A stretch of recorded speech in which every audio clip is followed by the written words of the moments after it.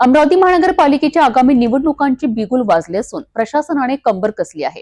निवडणूक प्रक्रिया पारदर्शक आणि सुव्यवस्थित पार पाडण्याकरिता महापालिका आयुक्त सौम्या शर्मा चांडक यांच्या अध्यक्षतेखाली एक अत्यंत महत्त्वाची आढावा बैठक पार पडली आहे।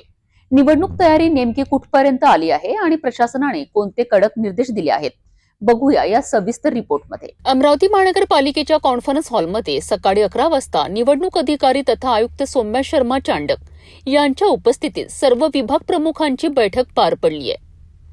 या बैठकीत आचारसंहिता कक्षाचे व्यवस्थापन, कायदा व सुव्यवस्था आणि निवडणूक पथकांचे नियोजन यावर सखोल चर्चा करण्यात आली आहे।